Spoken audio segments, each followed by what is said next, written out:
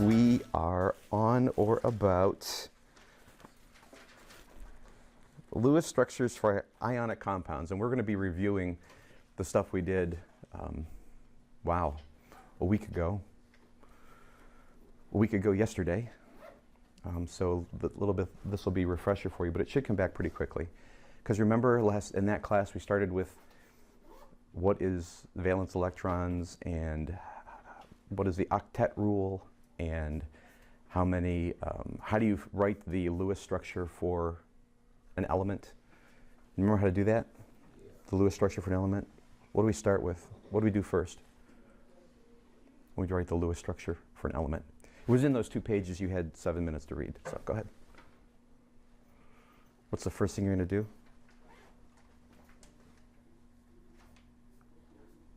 Bueller.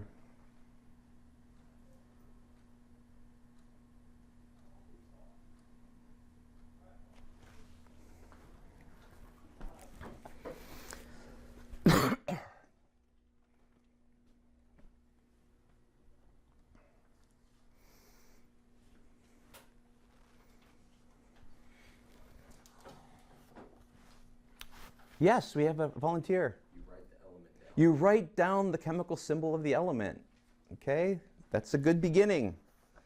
For those of you that are, again, a hint would be that it would be in pages 135 and 136 in your book.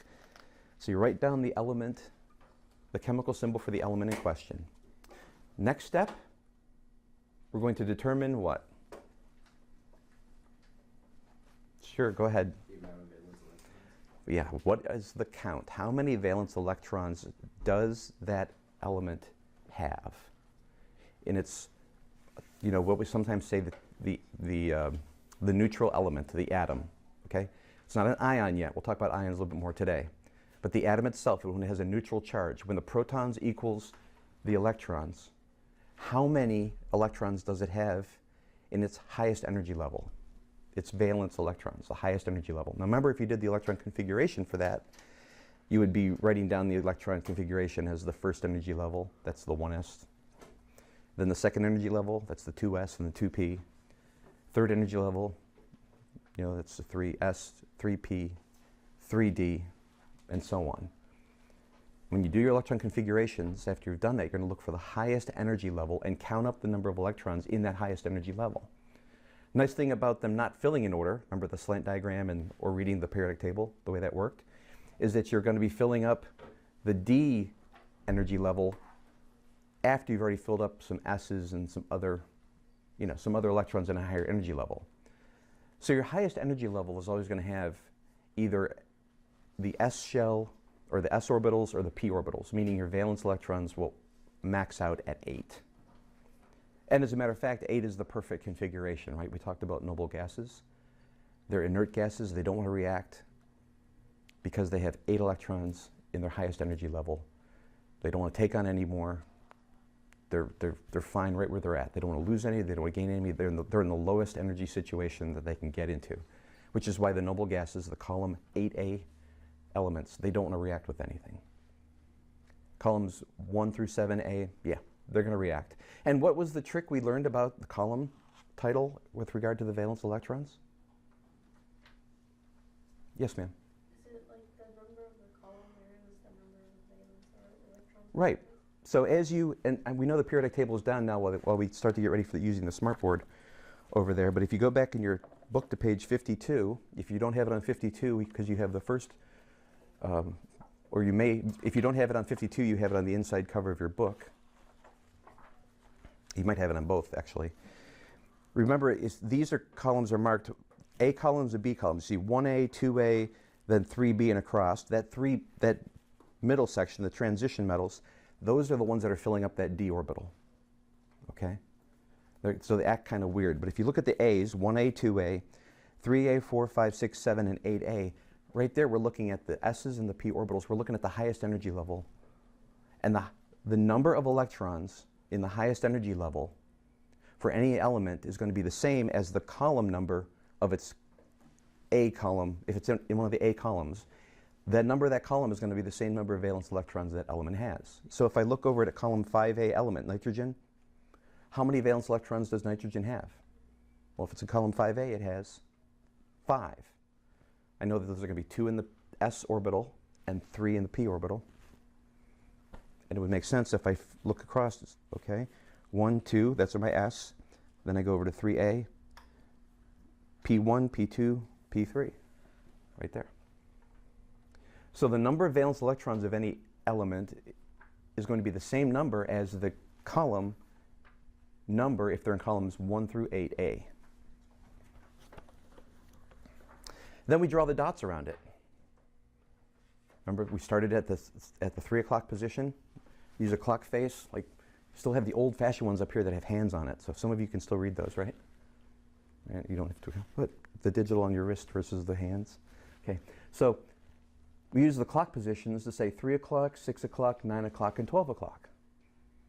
So whatever the number is, the count of the valence electrons, we're just going to start at the 3 o'clock position and work our way around the symbol, placing 1 dot for every electron in the configuration. So if it has 1 electron, it's in the 3 o'clock position. If it has 2, it's in the 3 and the 6. 3 electrons would be in the 3, 6, and 9 o'clock position. 4 would be all 4 cardinal positions. 3, 6, 9, and 12 o'clock. Then on the 5th one, we just start back at 3 o'clock and start adding a second dot. Now technically speaking, those dots are all centered. So if you have a number of 5 or more, plan on having some doubles. So you offset your dot just a little bit to account for that dot, right? And that should be pretty straightforward, because today we're moving from Lewis structures of individual atoms, because here we've been talking about what's the Lewis structure for sodium or any other individual element. Today we're going to go into Lewis structures for ionic compounds. The Lewis structures for ionic compounds. Compounds, we're talking about bringing 2 atoms together and having them react in some way chemically. To us, it's going to be like a chemical reaction. But we have 2 elements that are interacting, and we've already said that the chemistry is primarily the relationship of valence electrons to one another. The way that 2 different elements come together, or 2 different atoms come together, how their electrons react to one another is the chemistry of that reaction. That's what dictates it. So we're going to start talking now about what happens to atoms as they come together and their valence electrons. Again, if you visualize it as, and though we know it's not technically even as accurate as we can get with the quantum mechanical model, if you think about a nucleus and then energy levels like in a Bohr, energy levels out, realize, of course, if you look at it like that, when 2 atoms come next to each other, what are the first things they're going to touch each other? I'm going to use it loosely. What are the first things they're going to interact with each other? Well, those electrons which are the farthest away from the nucleus. Those are going to be your valence electrons. And that's what we're talking about right now. So, excuse me. In the book on 136, we start with a very, very basic ionic compound. Those 2 elements are what? What are they? Sodium and chlorine. Okay, sodium and chlorine. So we've got 2 elements. We've got sodium and chlorine, and we're going to talk about their interaction with one another. So the first thing we're going to do is go ahead and draw the Lewis structures for each one independently. Before we talk about the reaction, let's look at them as individual atoms. Before they were a couple, they were 2 individuals, right? So let's recognize their individuality, and then let's bring them together to form something else. So the first thing we're going to look at is sodium. Sodium has 1 valence electron. On your periodic table, you should see it in column 1A. Column 1A, again, I'm not used to not having the periodic table on the wall in front of us either, so this will be adjustment for me to keep my finger in page 52 of the book. Column 1A, the 3rd energy level, 3rd row. Do you see that? Has 1 valence electron. That valence electron gets depicted in the 3 o'clock position. Now, before I put it up on the board, chlorine is the other element in play. What column is chlorine in? Correct, it's 7A. How many valence electrons does chlorine have? 7. Good. And so we're going to depict those going around, and if you think about it, I can have a max of 8. So everyone is going to have a pair except for the last, right? So when I draw it, I can do that. I can pair them up, and the very last one, put it in center. So now I have Lewis structures for an atom of sodium and an atom of chlorine. go ahead and make a little color adjustment here too. You can't see it real well in the lighting here. On the slide it's going to be clearer. But the sodium, I've made it red, and the chlorine is black. Okay? Just so we can have a little bit of differentiation. Matter of fact, why don't I go ahead and do this? I'm going to go ahead and kill the lights to see if we can get a little more contrast. There's not quite as much contrast as I'd hoped. A little bit better. It's a dark red, I realize that. Nobody's going to fall asleep, right? Okay. So we've got sodium and chlorine.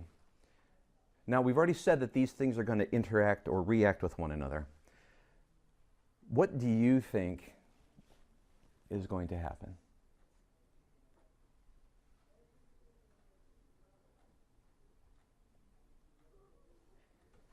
If you have an idea, why don't you tell somebody? Tell somebody beside yourselves. Look to your partner, your pair.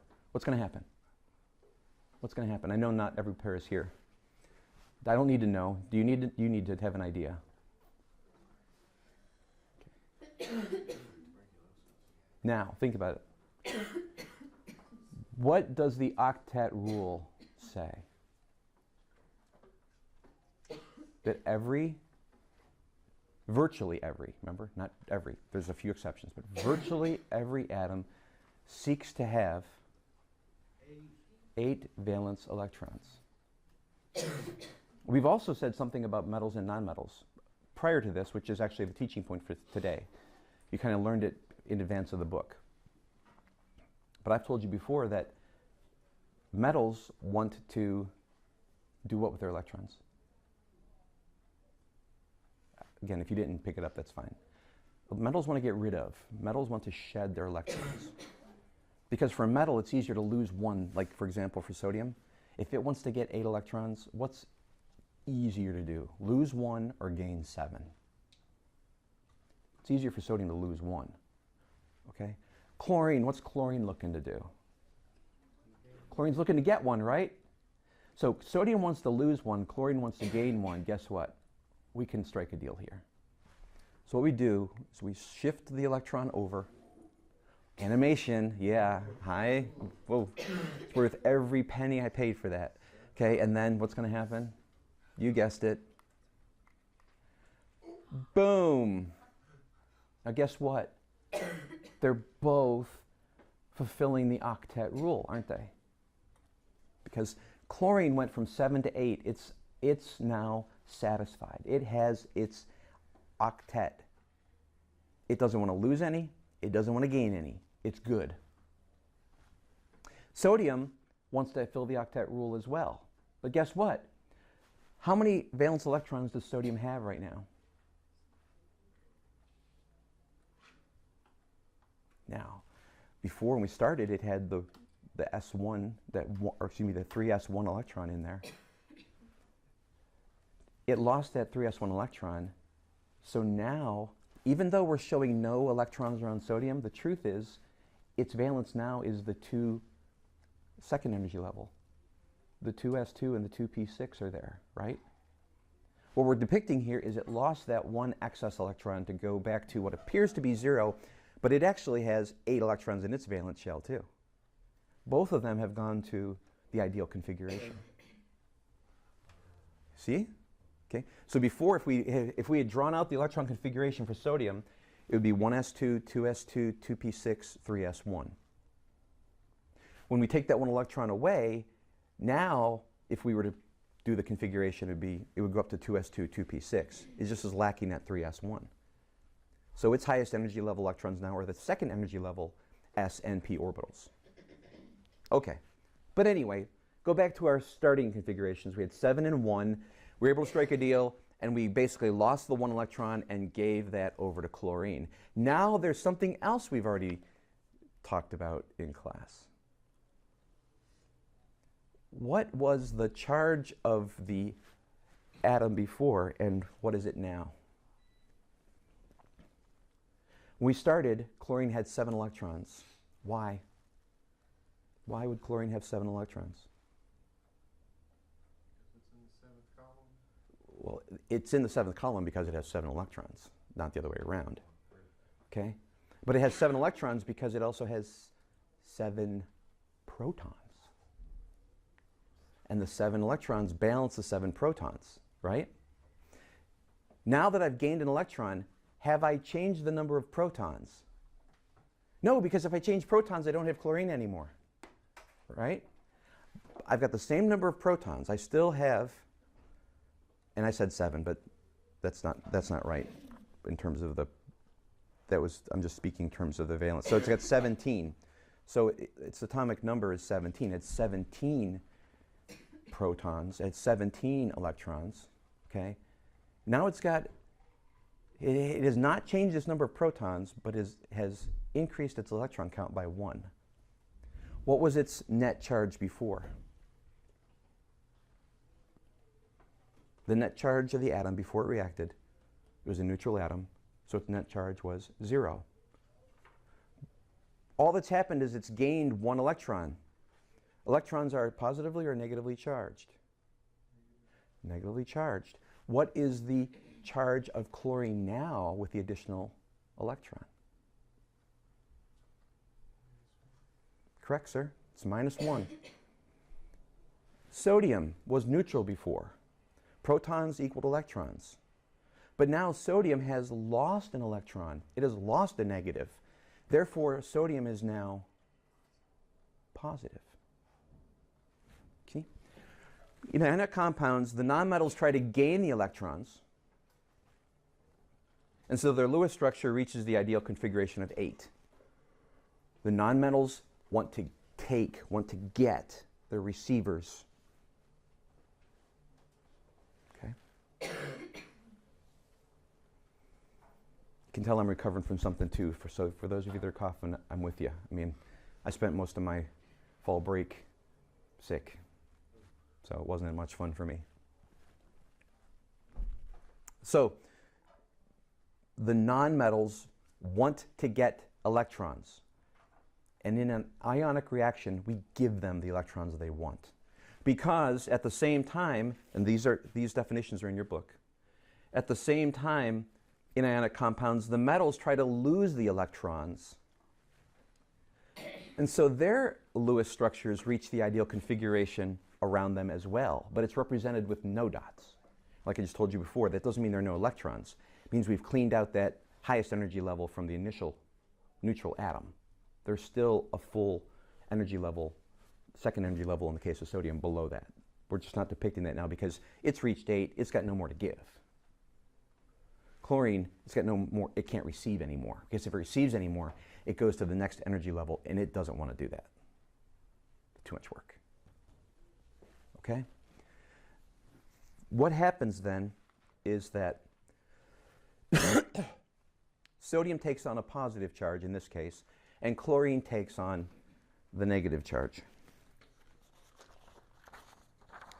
Now, we have specific names for this positively charged and negatively charged atoms.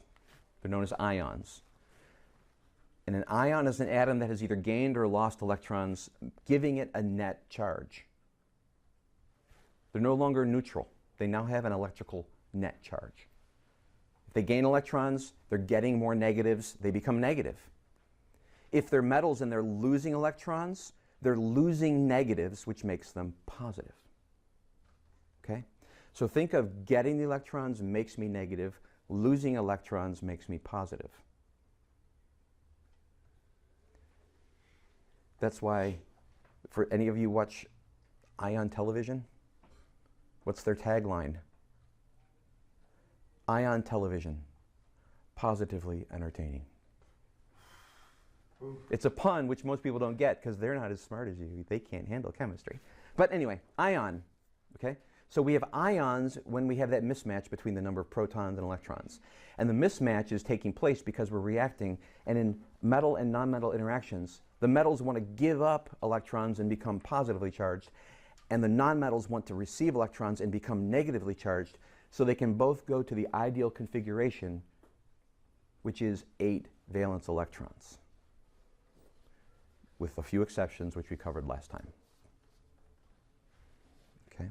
Now, that positively charged ion is called a cation. Not a cation, okay? It's a cation. So the positively charged is a cation, anion, not anion. It's anion. So keep the ion in there. Cation and anion. But those are the names. Now, why was it the cathode ray tube? Because they were, okay, that's where we get the cat for the cathode from.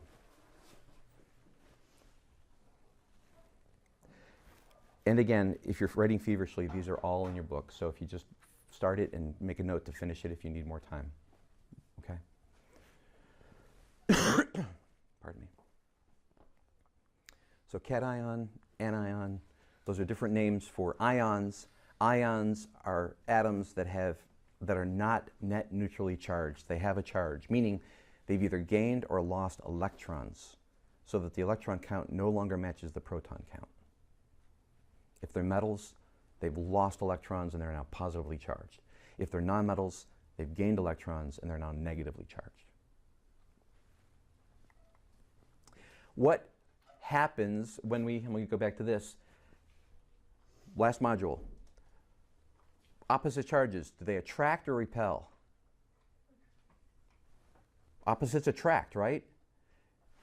In the case here where we've given up an electron from sodium and it's become positively charged, and that electron has gone over and now become the belonging of chlorine, making it negatively charged, now we have a positive and a negatively charged particles next to each other, and they attract one another. And so the key difference between the different types of compounds we're going to talk about, the two major types, ionic compounds and covalent compounds, they do different things with the electrons. In the ionic compounds, the one we're covering right now, they give up or receive electrons. They actually transfer the electrons, and when they do that, they become oppositely charged, and because they're oppositely charged, they come together like magnets. So it's that opposite charges that are holding it together. The case of sodium and chlorine to make sodium chloride. You know sodium chloride is table salt, right? You sprinkle it, you need something to be saltier, you sprinkle salt on it. For the vast majority of us, that's sodium chloride, sometimes potassium chloride, some other salts that are out there, but most of us are familiar with sodium chloride. When you have that sodium chloride crystal come out, that crystal is made up of, and I'll just assert that it's millions of molecules of sodium chloride that's in one crystal. One crystal is not a molecule. One crystal is millions of molecules, organized in a very distinct structure. Very orderly, very repetitive. They link up together. But each one of those molecules is made up of two ions, a sodium ion and a chlorine ion, and they are stuck to each other because of their opposite charges. The opposite charge is what holds them together as a molecule, and it also impacts the other molecules like them, beside them, on how they arrange and they connect to each other to form structures of sodium chloride molecules. Okay. But the big deal here now is sodium and chlorine, since it's a metal-non-metal reaction, it's ionic. And because it's ionic, it means the metal is giving up electrons to the nonmetal, and by virtue of that, they're getting opposite charges and opposites attract, and so they become stuck to each other, and that's where we get the molecule of sodium chloride. That's what holds it together. Now, we start talking about covalent bonding, I think probably tomorrow or the next day. We start talking about covalent bonding. That's different. That's electron sharing. And in that, we actually talk about bonding, like there's a formal bond. There's a glue that takes place and how that takes place. This ionic bond, it's this opposite charges. That's why we take something like sodium chlorine and we put it in water and we stir it up. Because they're not sharing an electron, they're held together because of the opposite charges, but it dissolves in water, for example, because water molecules can get in there and force their way between these positive and negatively charged things. And so when you dissolve sodium chloride in water, you actually get sodium ions and chlorine atoms floating around the water.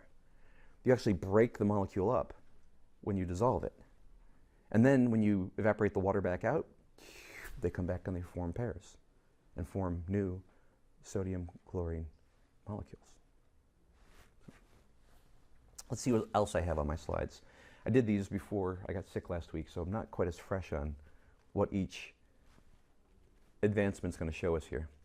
It just shows them being together, right? And I do recall one slide I put in kind of at the last minute, but notice that the sodium and chlorine, in this configuration, we have sodium initially had one valence electron.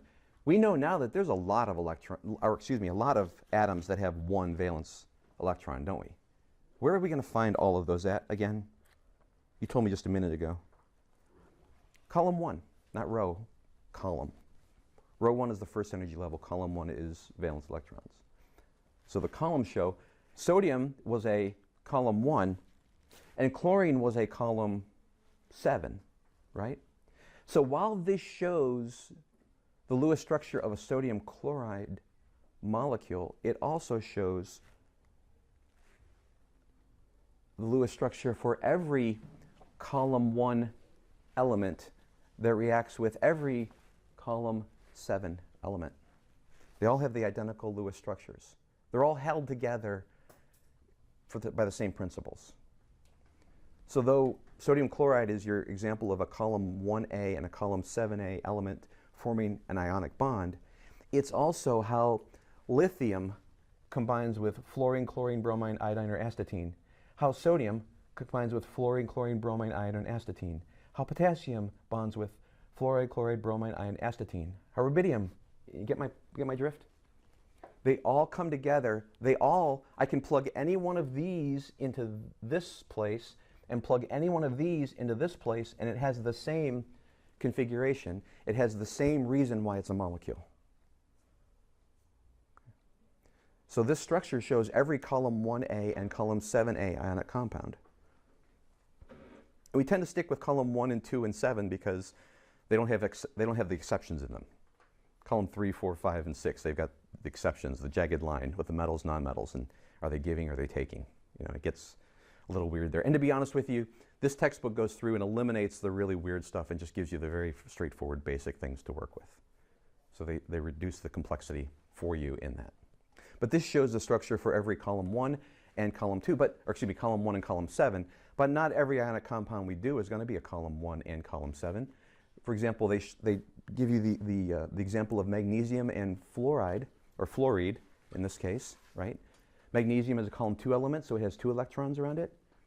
And fluorine is a column 7, so it's showing all 7. In the same way, dun, dun, dun, dun, what's going to happen when these two guys come together? Magnesium is saying what? It's going to lose one valence electron. Get rid of these electrons. How can I get rid of these electrons? Fluorine is out there patrolling around looking for electrons, right? Wait, you want to give up 2? I'll take one of them. It can't take 2, can it? It can only take 1. It takes 1, its valence full. It's like, dude, I'm done, dude. No more. What magnesium, like, what am I supposed to do? So what do you think magnesium does?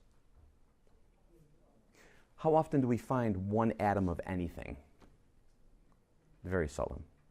Very seldom is there not another one nearby. And so magnesium says, hey, fluorine, number 2. We got 1 extra electron. Fluorine's like, that's what I'm looking for.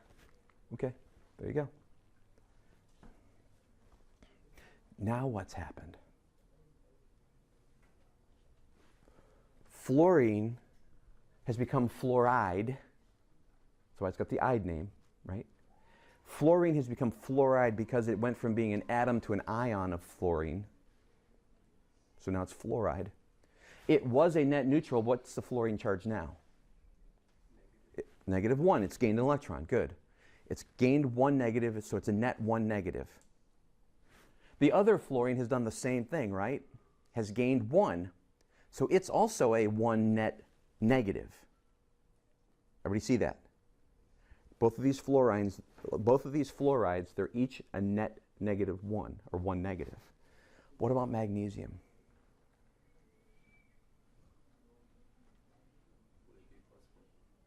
How many has it lost? 2, right? So magnesium is now a 2 positive. Because, look at this. Wow. The net charge of the whole molecule is now what? This piece is -1. This piece is -1, which comes to a net 2 minus, right? And this is a 2 positive, which gives us a net charge of neutral. Each atom started neutral. Each became an ion. Then, because of the opposite charges, the fluorines and the magnesiums are attracted to one another. They form a molecule, and though each ion has a charge, the net is neutral. Why? Because we haven't created or destroyed any electrons. We've just transferred them around.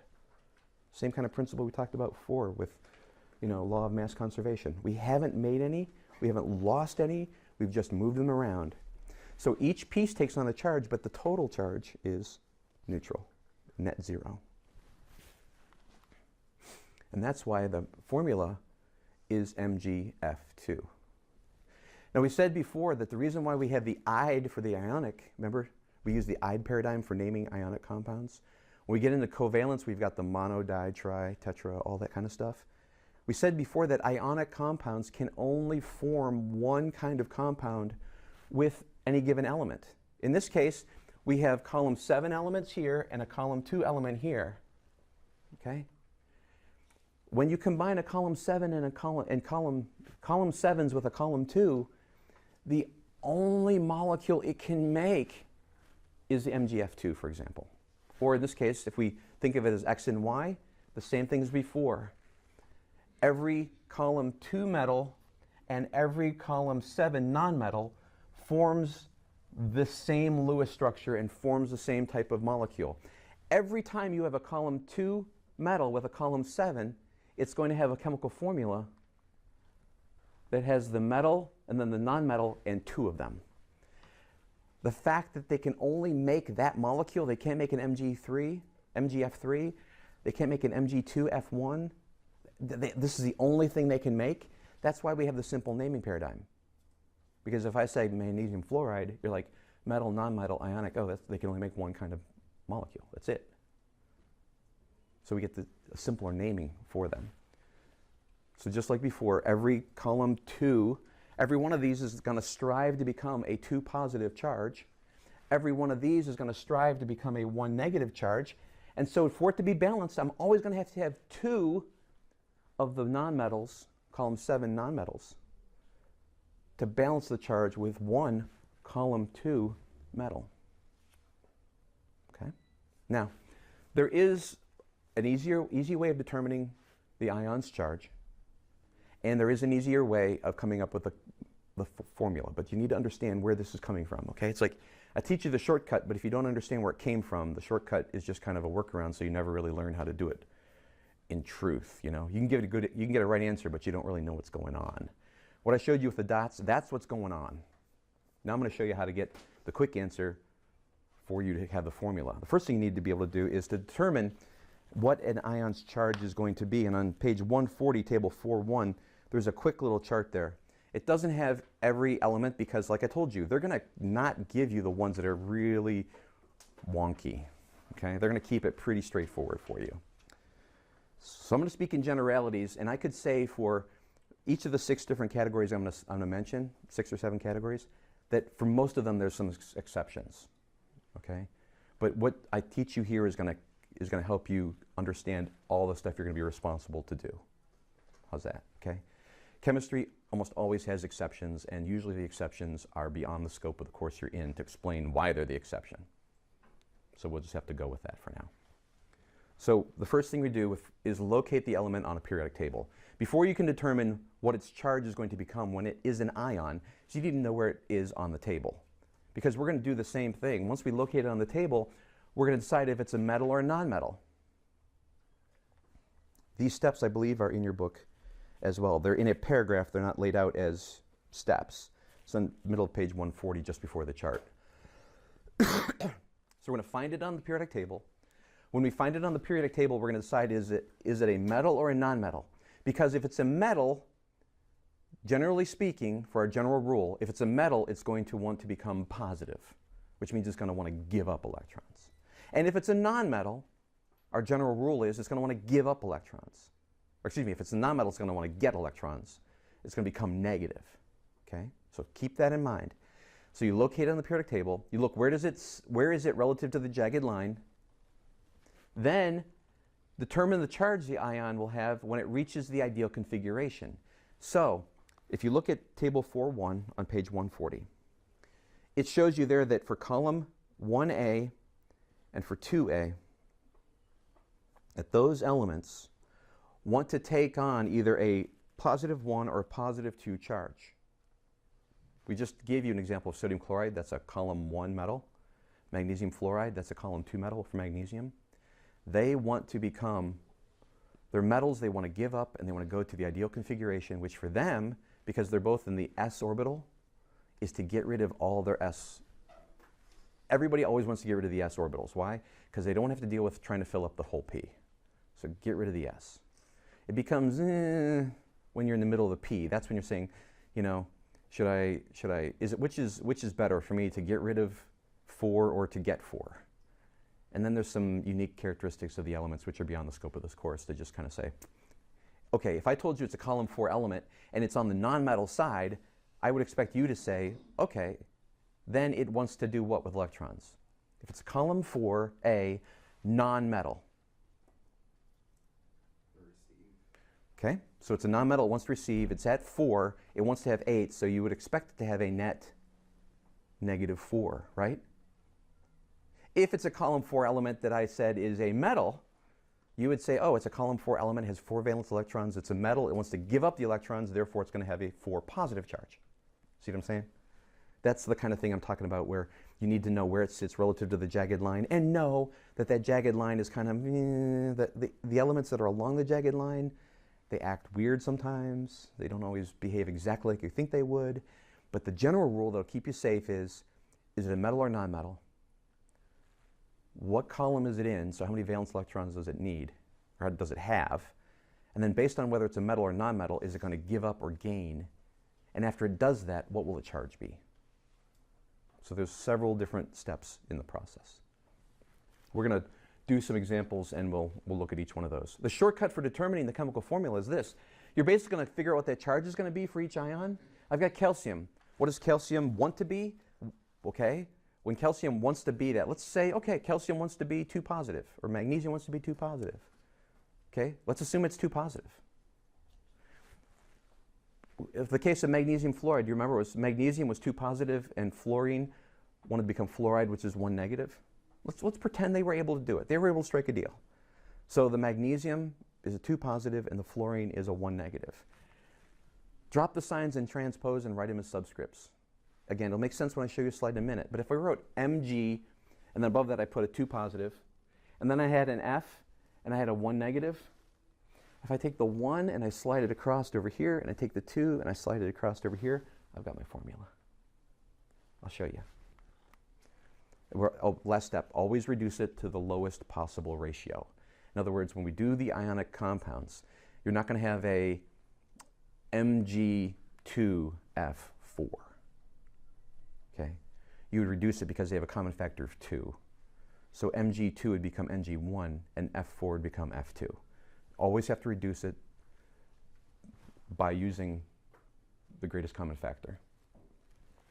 Okay. So we got 3 examples we're going to hit real quick.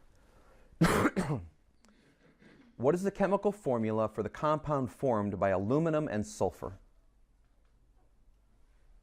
Aluminum and sulfur, and what is its name? We are on page 142, example 4.2. What's the chemical formula for the compound formed by aluminum and sulfur, and what is its name? So let's go ahead and start clean. Aluminum.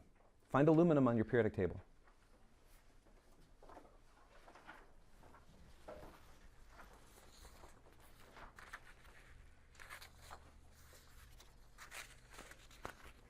Okay. Anyone want to give a venture on what charge aluminum as an ion wants to have? Okay. Aluminum is in what column? 3. Column 3A, correct? So it's in column 3A, meaning it has how many valence electrons? 3. Is it a metal or a non-metal? It's a metal. It's a column 3 metal. Metals want to gain or give away electrons. give away. So it has 3 electrons to give away. Let's pretend it was able to give them all 3 away. What charge would it have? I'm sorry? What value positive? It had 3 electrons. It gave all 3 away, so it becomes a 3 positive. Okay? So that, again, that's part of the process. Aluminum. What's its symbol? Al. Where is it on the periodic table? Column 3. How many valence electrons does it have then? It has 3. Is it metal or non-metal? Where's the jagged line? Okay, it's on the metal side of the jagged line. Okay, it's a metal. Do metals want to give away or get electrons? Give away. Let's pretend it was able to do that. It has 3 to give away, and it gives all 3 away. What charge does it become? 3 positive. That's the process you have to use, every one of these. Okay? So knowing that it's aluminum and sulfur, let's do the same process. Sulfur, what's its symbol? You already had these memorized, right? On page 72, all these memorizations. Sulfur is symbol, fill in the blank, symbol S. Okay, good. Find S on the periodic table. What column is it in? 6A. How many valence electrons does it have then? 6. Is it a metal or a non-metal? Non-metal. It wants to receive. It wants to receive to get how many total? 8. Let's say that it was able to receive until it got to 8. What would its net charge be? 2 negative. Got it? It was able to bring on the electrons it needs. Let's assume it can, and it's going to take on and become a 2 negative ion. Now I've got aluminum who gave up its electrons, and let's assume aluminum gave up its electrons to sulfur, and that's how we were able to get these ions. Okay? Do you see that the positive aluminum is going to be attracted to the negative sulfur? Opposites attract. But how many do we need to combine to make it be a neutral molecule? Now, that's the question. How many aluminum? It's a combination of aluminum and sulfur, right? The trick is to look to the charge of the other one to figure out how many you need of the one you have, you're considering. Let's consider aluminum. How many aluminum ions do I need? I'm going to need 2 of them. And how many sulfurs am I going to need? I need 3 of them. Because if I have 2 at a positive 3, that makes a positive 6. And if I have a 3 at a negative 2, that makes a negative 6. They balance, and we're done. So Al2S3. Note, the subscript here is the superscript of the other ion dropping the charge. We got a couple minutes. We can do the other examples, and these are in the book if we don't get to cover them all. But do you see how I took the superscript, dropped the sign, and made it the subscript of the other element? Okay. And again, the way to think of it, if I have 2 of them at 3 positive, that's a net 6 positive. If I have 3 of them at 2 negative, that's a net 6 negative. 6 positive and 6 negative combined to make it neutral. My charges balance. We're good. Okay. The second part, oh, gave it away. So we have aluminum and sulfide, or sulfur. Because it's metal and a non-metal, you guys use the ide names. So it's aluminum sulfide. What's the chemical formula for barium oxide? Well, you need to know the symbol for barium, and you need to know the symbol for oxide. Is there such an element as oxide? No. Oxide is the ionic name of the element oxygen. Right. So barium oxide, you need to know that Ba is the symbol for barium. You need to locate it on the periodic table. You need to figure out what its column number is. You need to figure out if it's a metal or non-metal. Figure out then if it wants to receive or lose electrons. And if it's able to do so, what will its net charge be when it's done? Okay. So barium sounds real complicated. It's a piece of cake. Let's go. Barium is in column 2, Ba. Column 2A, 6th energy level. Okay? Barium, Ba. It's in the second column. It's a metal. It wants to lose electrons. It has 2 valence electrons. It loses both of them. and it becomes a 2 positive. Oxygen, column 6A, nonmetal. Once 8 has 6, it wants to receive, it gets them, it becomes a 2 negative. What's my formula? It would appear to be Ba2O2. Because if I simply drop the charges and write the superscripts as the opposing subscripts, Ba2O2. But I need to account for greatest common factor. In this case, the greatest common factor is 2, which means it reduces down to Ba1O1. But oh, by the way, remember we don't write ones. They're assumed, which makes it BaO, barium oxide.